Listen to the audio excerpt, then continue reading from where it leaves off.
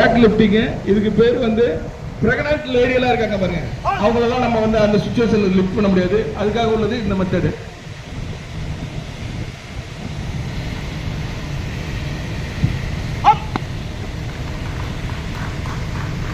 Super super.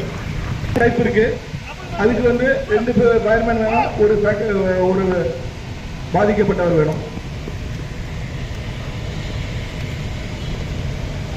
இது வந்து 2 பேர் இவரை லிஃப்ட் பண்ணும்போது ஈவனா லிஃப்ட் பண்ணணும், இல்லாட்டி அவரோட ஃபைனல் கால் டேமேஜ் ஆகும். இந்த லிஃப்ட்ல மட்டும் 1 2 3 சொல்லி ஈவன் லிஃப்ட் பண்ணணும், ஈவனா இறக்கணும்.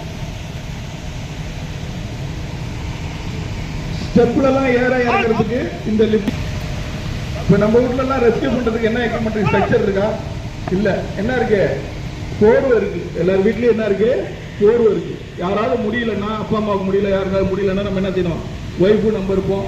போர்வையில் அவங்கள பரட்டி விட்டுட்டு 4 பக்கமும் சேர்த்து தூக்கிட்டு போகும்போது நம்ம என்ன செய்யலாம்? ஆம்புலன்ஸ் உள்ள ஏரியாவுக்கு, அப்ரோச் ஏரியாவுக்கு நம்ம கொண்டு போயிடுவோம். இதெல்லாம் வந்து நம்ம மைண்ட்ல எப்பவுமே இருக்கணும். ஆம்புலன்ஸ் வராது, நான் எழுதிக்கிட்டு இருந்தா, பாய்ச்சப்பட்டு இருந்தா ரொம்ப யூஸ் இல்லை. அந்த மாதிரி நேரத்தில் நம்ம என்ன செய்யணும்? பிரசன்ஸ் ஆஃப் மைண்டை யூஸ் பண்ணி நம்ம ரெஸ்கியூ ஆபரேஷன் பண்ணலாம்.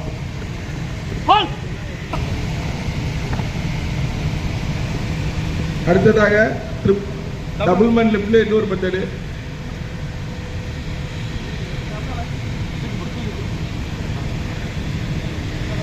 இவருக்கு என்னன்னு பாத்தீங்கன்னா, ஒரே ஒரு கால் மட்டும் உடைஞ்சிருக்கு. ஒரு லெக் வந்து ஊன முடியுது. இந்த மாதிரி கண்டிஷன்ல இருக்காரு. இவர் என்ன செய்யறது? அந்த காலை மட்டும் டிஸ்டர்ப் பண்ணாத என்ன செய்யறோம்? அவரை வந்து லிஃப்ட் பண்றதுக்கு.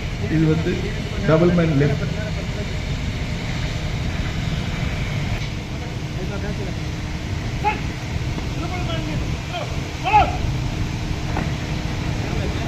அடுத்ததாக SCBA காம்படிஷன் இருக்கு. அடுத்து இது ட்ரிபிள் மேன் லிஃப்ட். பாருங்க எப்படி தூக்குறாங்க பாருங்க.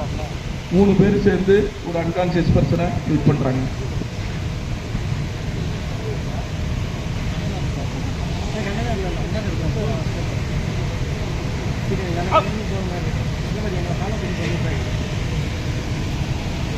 ட்ரிபிள் மேன் லிஃப்ட் எந்த மாதிரி சிச்சுவேஷன்ல ஏற்படும் நமக்கு?